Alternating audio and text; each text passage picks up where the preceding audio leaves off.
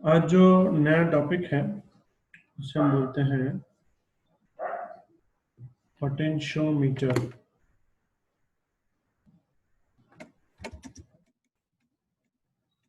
Potentiometer potentiometer क्या है? A device which measures EMF of battery is known as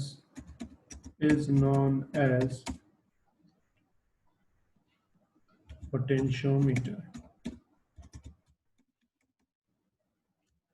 एक device जो measure करता है EMF of battery is known as potentiometer. किसी को याद है ईएमएफ क्या था?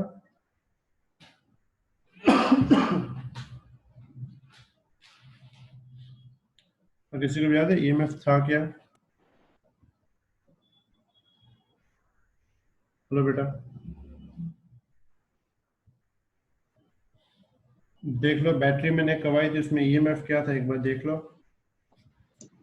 सो बैटरी में ईएमएफ था क्या? Electromotive force.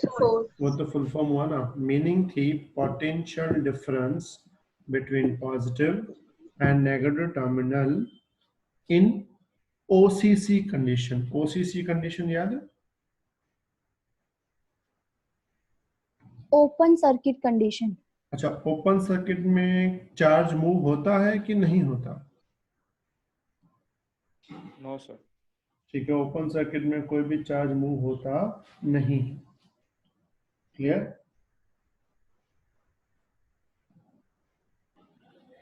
अब हम पढ़ेंगे अभी कि कोई चार्ज मूव नहीं होता। जस्ट मैं तुम्हें एक सिंपल एग्जांपल दूं, जैसे कि ये है एक बैटरी, प्लस और माइनस। ठीक है, इस बैटरी के साथ मैंने कनेक्ट किया एक वोल्ट मीटर।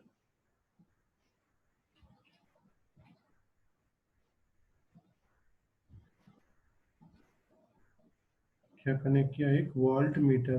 वोल्ट मीटर क्या मेजर करता है? वोल्टेज। सिंपल है, वोल्टेज। तो ये वोल्ट मीटर बैटरी का वोल्टेज मेजर करेगा, लेकिन जब उसको कनेक्ट करेंगे तो यहाँ से करंट पास होगा। जब बैटरी में से करंट पास होता है तो उसको कौन सी कंडीशन बोलते हैं? ओसीसी की सीसीसी? सीसीसी। तो सीसीसी में ईएमएफ मिलता है क्या? नहीं, ईएमएफ 0 होता है। ईएमएफ 0 नहीं होता। वहां पे तुम्हें एक और चीज मिलती है, टर्मिनल वोल्टेज। याद है formula? V is equal to E minus I R. इस V को हम लोग क्या बोलते थे? Terminal voltage. E क्या होता था? EMF of battery. I यानी करंट, और स्मॉल r का मतलब होता है इंटरनल रेजिस्टेंस ऑफ बैटरी। मतलब जब ने बैटरी को वोल्ट मीटर के साथ कनेक्ट किया तो वोल्ट मीटर क्या मेजर करेगा? Terminal voltage. और तुम्हें पता है टर्मिनल वोल्टेज ईएमएफ से छोटा होता है। फिर मान लो ईएमएफ 2 वोल्ट है तो टर्मिनल होगा 1.9, 1.85 या इतना होगा। मतलब वो मेजर करेगा, ईएमएफ मेजर नहीं कर पाएगा। तो ईएमएफ मेजर कैसे करेंगे? अगर इफ मैं आई जीरो कर दूं, क्या जीरो कर दूं? करंट। तो यहां आई जीरो कर दो तो फॉर्मूला में क्या बचेगा? ई। V is equals to E। तो उस वक्त V is equal to EMF हो जाएगा। लेकिन अगर हम आई जीरो करेंगे तो वोल्ट मीटर खुद बंद हो जाएगा, क्योंकि करंट उसमें से पास ही नहीं होगा, तो वोल्ट मीटर चलेगा ही नहीं। मतलब आई जीरो कर रहे हैं तो वोल्टेज ईएमएफ तो बनता है, लेकिन उस वक्त वोल्ट मीटर मेजर करना बंद कर देगा। तो सिंपल मीनिंग ये हुई, वोल्ट मीटर ईएमएफ को मेजर नहीं कर सकता। समझ में आई बात? तो याद रखना, वोल्ट मीटर सिर्फ क्या मेजर करता है? तो बोलेंगे volt meter measures only terminal voltage. क्या मेजर करता है वो? Terminal voltage. बात समझ में आई यहाँ तक? Yes sir. इसका मतलब अगर तुम्हें ईएमएफ मेजर करना हो तो पहली कंडीशन ये होनी चाहिए, करंट जीरो होना चाहिए। अगर करंट जीरो होगा तो ही तुम ईएमएफ मेजर कर सकते हो, वरना तुम ईएमएफ मेजर नहीं कर सकते। बात समझ में आई? क्लियर यहां तक? यस अगर सर। तुम्हें ईएमएफ मेजर करना हो, ईएमएफ मेजर करने के लिए कंपल्सरी बात कौन सी है? तुम्हें करंट को क्या करना पड़ेगा? जीरो करना पड़ेगा। लेकिन क्वेश्चन ये है, अगर हम करंट को ही जीरो कर देंगे तो जो भी मीटर हम लगाएंगे वो आखिर मेजर कैसे करेगा? क्योंकि वोल्ट कोई भी मीटर लगा तो उसमें करंट तो पास होना ही चाहिए, और हम करंट की जीरो करने की बात कर रहे हैं। तो हम एक नई सिचुएशन बनाएंगे जिसमें वोल्ट मतलब जो मीटर है वो, उसमें करंट पास भी होगा, लेकिन बैटरी में से करंट पास होने नहीं देंगे। मतलब बैटरी का जो करंट है उसको क्या कर देंगे? जीरो। तो हमें उसका ईएमएफ मिल जाएगा। ऐसी सिचुएशन को हम लोग बोलते हैं पोटेंशियोमीटर। तो हम लोग आज पढ़ेंगे ये पोटेंशियोमीटर है क्या। यानी सबसे पहले पढ़ेंगे इसका कंस्ट्रक्शन, ये पोटेंशियोमीटर आखिर हम बनाते कैसे हैं। समझ में आई बात? Yes sir. तो ये तुम्हें क्लियर हो गया कि वोल्ट मीटर क्या मेजर करता है? वोल्ट मीटर एक्चुअल में, टर्मिनल वोल्टेज। और वो ईएमएफ क्यों नहीं कर सकता मेजर? कि करंट जीरो हो जाता है। वेरी गुड, क्योंकि ईएमएफ मेजर करने के लिए करंट जीरो चाहिए, लेकिन अगर करंट जीरो कर देंगे तो वोल्ट मीटर खुद बंद हो जाएगा। समझ में आई बात? तो अभी हम देखेंगे इसका कंस्ट्रक्शन। पूरा ध्यान।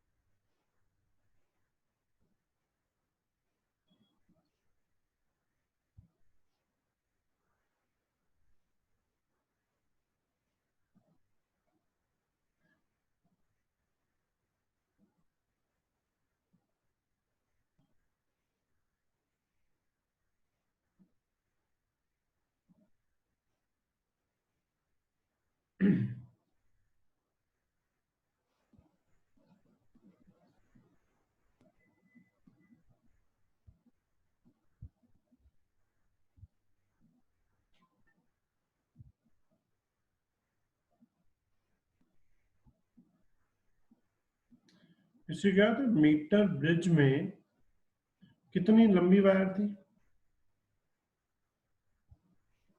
100 100 सेंटीमीटर। centimeter. 100 सेंटीमीटर।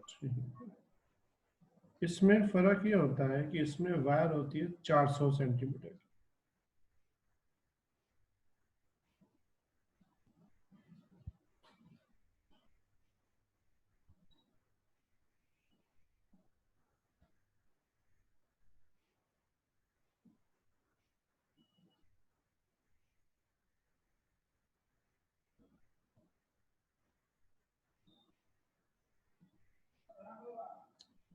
ये जो पॉइंट दिखा है, इस पॉइंट का नाम देते हैं ए पॉइंट, और यहाँ पे जो पॉइंट बनता है उसको बोलते हैं बी पॉइंट। ए पॉइंट से लेके बी पॉइंट तक पूरा वायर रजिस्टिव है। फिर ये मेटालिक कनेक्शन जो डार्क ब्लैक है वो मेटालिक कनेक्शन है। फिर एक वायर, फिर एक और वायर, फिर एक वायर। तो मतलब देखा जाए तो एक वायर 100 सेंटीमीटर की, तो ये 100 सेंटीमीटर, 100 सेंटीमीटर, 100 सेंटीमीटर और 100 सेंटीमीटर, कितना हो गया?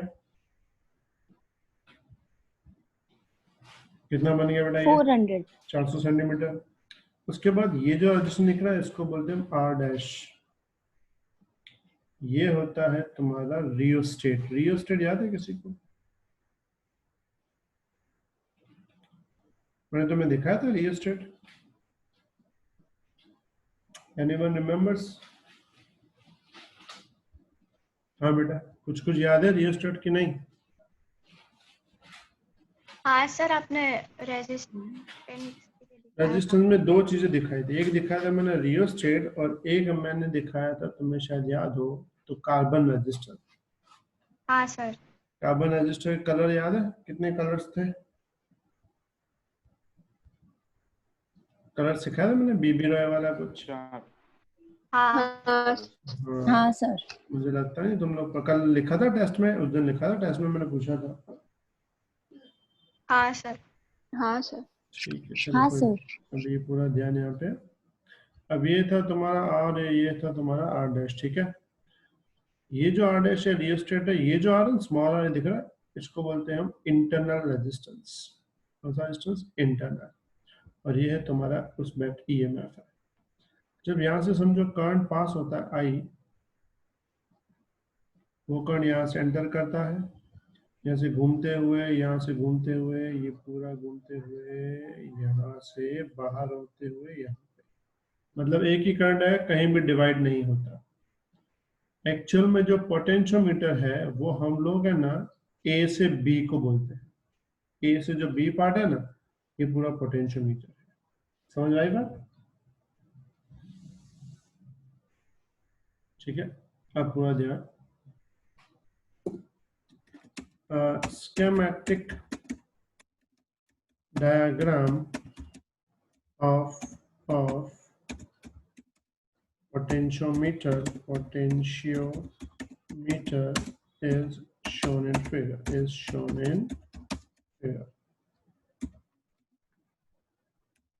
Well, suppose total resistance of potentiometer wire is capital R, and its length is capital L. Suppose करो कि जो पोटेंशियोमीटर है उसका टोटल रेजिस्टेंस R है। हाँ, मतलब यहाँ से ना A से लेके B तक टोटल रेजिस्टेंस R है, और इसकी लेंथ कितनी है? L है। तो हम इसमें एक चीज डिफाइन करते हैं। कौन सी चीज, वो मैं तुम्हें एक्सप्लेन कर दूं।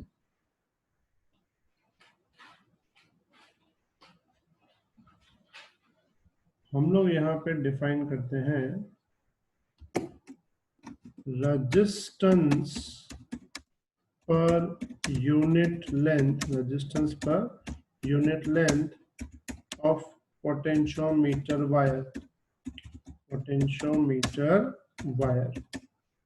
Resistance per unit length of potentiometer wire. अब पूरा ध्यान, यहाँ पे मैंने वर्ड क्या लिखा? रेजिस्टेंस पर यूनिट लेंथ, तो उसको हम लिखते हैं रो। और रो इज इक्वल टू क्या होता है? रेजिस्टेंस यानी आर पर यूनिट लेंथ यानी एल।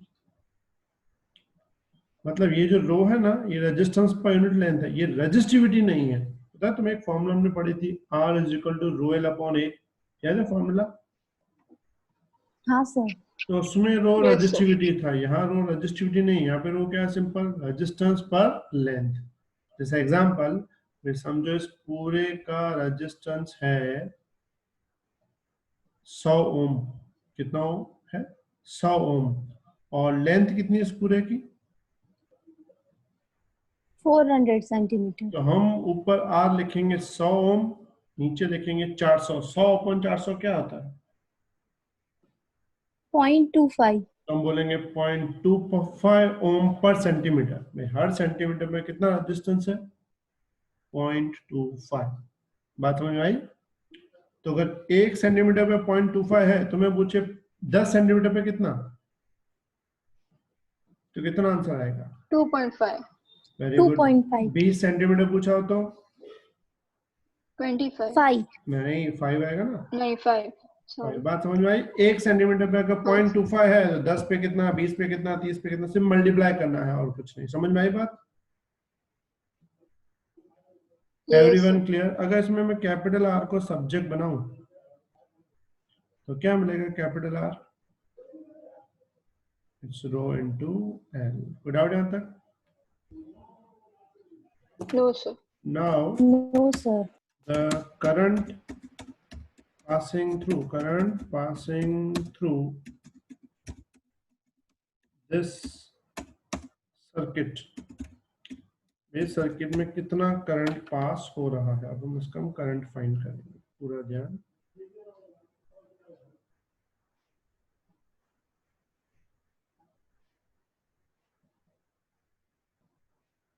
अच्छा, करंट की बेसिक फॉर्मूला क्या होती है?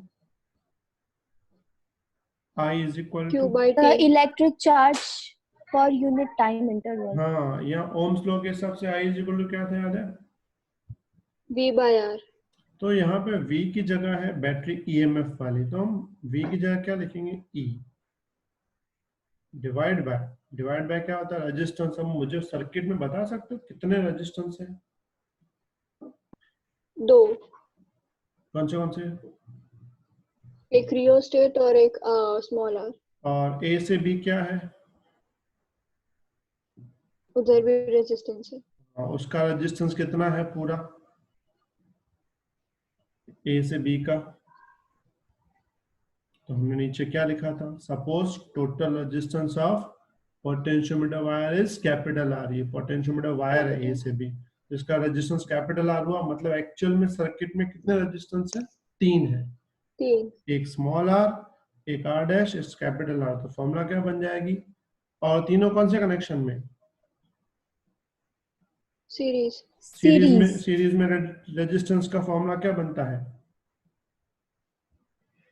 R1 plus R2 R1 plus plus R2 R3. plus मतलब R3. सबका एडिशन, यानी क्या लिखेंगे? R plus R dash plus R. समझ में आई बात? तो करंट की Yes, sir. फॉर्मूला हो जाएगी E upon R plus R dash plus R. और याद रखना, अगर सर्किट में इंटरनल रेजिस्टेंस नहीं दिया हुआ, बाई चांस नहीं है, तो तुम यहाँ आर मत लिखना। सिर्फ दो चीजें लिखना। कौन सी? आर डैश यानी ये बाहर वाला, और आर यानी रेजिस्टेंस ऑफ पोटेंशियोमीटर वायर। इसको पोटेंशियोमीटर वायर बोलते हैं। ठीक है, मैं यहाँ तुम्हें लिख देता हूँ। वन टाइप ऑफ क्या है ये? It is called potentiometer wire.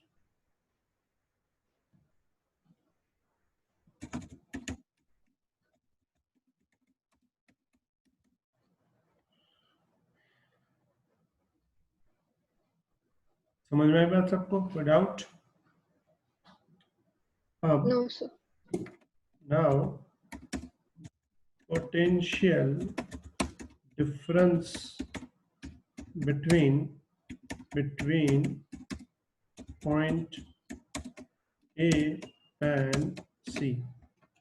हमें पोटेंशियल डिफरेंस फाइंड करना है। कौन से पॉइंट के बीच में? A और C के बीच में।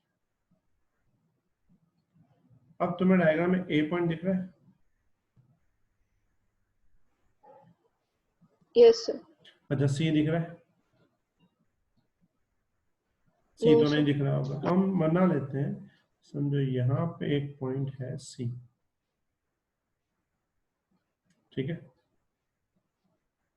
अब समझो A और C के बीच की जो लेंथ है वो कितनी है? Small L. 100. नहीं नहीं, सी एकदम कॉर्नर पे नहीं है, बीच में आर्बिटरी पॉइंट लिए, कोई भी पॉइंट हम लोग यहाँ भी ले सकते हैं, यहाँ भी, यहाँ भी, यहाँ भी, यहाँ भी, यहाँ भी, किसी भी पॉइंट पे ले सकते हैं। फिर वो लेंथ कितनी होगी? 0 से 400 के बीच में। फिर वो 300 भी हो सकती है, 250 भी हो सकती है, 200 भी हो सकती है, एनी कोई भी लेंथ हो सकती है। समझ में आई बात? तो मैंने यहाँ पे क्या बोला क्वेश्चन में? The potential difference between point A and C, इन दोनों के बीच में पोटेंशियल डिफरेंस फाइंड करना है, मतलब वी फाइंड करना है। तो तुम्हें पता है v की फॉर्मूला होती है v is equal to I R. लेकिन ए सी पॉइंट है तो यहाँ पे हम लगाते हैं ए सी, तो आर भी कौन सा होगा? ए सी। ठीक है, तो मुझे बता सकते हो ए और सी में रेजिस्टेंस कितना मिलेगा, ए से लेके सी तक? Capital R. कैपिटल आर तो किसका रेजिस्टेंस था पता है? पूरे वायर का, पूरे वायर। Potentiometer wire. हाँ, पोटेंशियोमीटर वायर कौन सी होती है? पूरी होती है, 400 सेंटीमीटर की पूरी का रेजिस्टेंस कैपिटल आर था। लेकिन ए से सी क्या पूरी है वायर? नहीं। तो सिंपल बात है, नहीं. रेजिस्टेंस कैपिटल आर तो नहीं हो सकता, क्योंकि कैपिटल आर रेजिस्टेंस कितनी लेंथ का था? कैपिटल एल लेंथ का था। तो हम इसमें क्रॉस मल्टीप्लाई लगा सकते हैं। कौन सा cross multiply? Capital L length थी, उस पर कितना रेजिस्टेंस था? Capital R. तो स्मॉल एल पे अगर तुम्हें रेजिस्टेंस फाइंड करना हो तो कैसे फाइंड करोगे? Cross multiplication. तो सिंपल बात है, क्या लिखूंगा मैं? R A C is equal to, कैसे लिखूंगा? Capital R into small L upon क्या लिखेंगे? Capital L. पता चला ये कैसे आया? Everyone clear? हाँ सर। हाँ अच्छा, सर. मुझे बता सकते हो capital R upon capital L ऊपर कौन सी क्वांटिटी थी? रो। रो. रो। तो फॉर्मूला हम क्या लिख सकते हैं? R A C is equal to rho into L. बात समझ में आई? तो आर ए सी की जगह हम क्या लिखेंगे? रो इंटू एल। ठीक है, या फिर मैं तुम्हें दूसरे मेथड से समझाऊं, जैसे कि मैंने तुम्हें अभी बताया था ना कि समझो टोटल रेजिस्टेंस 100 ओम है, टोटल रेजिस्टेंस, और उसकी लेंथ थी 400 सेंटीमीटर। तो रो अपना कितना आया था? 0.25. 0.5। 0.25 आया था, 100/400। हाँ सर। तो अगर वो 0.25 आया है तो वो 1 सेंटीमीटर पे। अब समझो हमने ए से सी में स्मॉल लेंथ ली हुई है 10 सेंटीमीटर, तो 10 सेंटीमीटर पे कितना रेजिस्टेंस आएगा? 2.5। तो हमने वो कैसे, 2.5. हाँ तो वो तो हम कैसे फाइंड किया? हमने सिंपल में क्या किया? 0.25 को किससे मल्टीप्लाई कर दिया? लेंथ। लेंथ से. हाँ, तो वैसे यहाँ पे वही किया। समझो रो जो है वो तुम्हारा 0.25 है और एल तुम्हारी लेंथ है। समझ में आ गई बात? Yes sir. अच्छा, अगर सी पॉइंट को मैं यहां से उठा के कहीं और लगा दूं तो इस फॉर्मूला में क्या चेंज होगा? लेंथ। लेंथ. सिर्फ लेंथ, मतलब हर बार आई रो तो वही रहेगा, खाली एल हर बार बदलता रहेगा। तो इसका मतलब ये हुआ कि अगर मैं v जो है वो एक्चुअल में यहाँ पे क्या बन गया? v प्रोपोर्शनल टू लेंथ बन गया। मतलब यहाँ पे लिख सकता हूँ v upon L is equal to I rho, और ये वैल्यू क्या हो जाएगी तुम्हारी? कांस्टेंट। ठीक है, तो यहाँ पे याद रखना, हेयर, एक second, here v by L, ये जो v बाय एल है इसको नाम देते हैं हम पोटेंशियल, पोटेंशियल ग्रेडियंट। क्या वैल्यूज करते हैं? Potential gradient. और ये पोटेंशियल ग्रेडियंट हमेशा क्या होता है? कांस्टेंट होता है। तो तुम्हारे लिए सबसे इंपॉर्टेंट फॉर्मूला जो है इसकी वो क्या है? V is equal to I rho L, जिसमें तुम्हारा आई और रो तो क्या होते हैं, कांस्टेंट, एल मतलब ए पॉइंट से जो भी तुम पॉइंट ले रहे हो बी तक, बी से आगे नहीं जाना, ए से इस तरफ नहीं जाना, हमें रहना कहां पे, ए और बी के बीच में। तो मतलब 400 सेंटीमीटर के अंदर जो भी लेंथ आएगी उस लेंथ को हम यहाँ रखेंगे, तो उसका वोल्टेज कितना मिलेगा, V is equal to I rho L. बात समझ में आ गई सबको? तो Yes, तुम्हें sir. याद रखना है, पोटेंशियोमीटर में किसी भी दो पॉइंट के बीच का पोटेंशियल हम कैसे फाइंड करेंगे, V इज इक्वल टू आई मतलब करंट, रो मतलब ये वाली वैल्यू R बाय एल, और L मतलब जो तुम्हें लेंथ उस वक्त दी हुई हो, 10 centimetre, 20 centimetre, 50 centimetre, 60 centimetre, 200 centimetre, any length. समझ में आ गई बात सबको? Yes, sir. और ये जो रो Yes, फाइंड sir. करते हो, रो कैसे फाइंड करते हो, R बाय एल से फाइंड करते हो। तो नीचे इसमें कौन सी लेंथ लेनी है, कैपिटल लेंथ कौन सी लेनी होगी इसमें, Total length. Very good, total length 400 है तो पूरी की पूरी 400, और यहाँ स्मॉल एल कौन सा लेना है, Voltage. मतलब जिन दो Potential पॉइंट्स के difference. बीच का पोटेंशियल डिफरेंस फाइंड करना हो, उन दो पॉइंट्स के बीच की लेंथ। समझ में आ गई सबको बात? क्योंकि हाँ हम सर. इसके बेसिस पे ही बैटरीज का ईएमएफ फाइंड करेंगे। तो चलो एक बार ये फटाफट अच्छे से लिख लो, इसमें कुछ डाउट हो तो पहले मुझसे पूछो।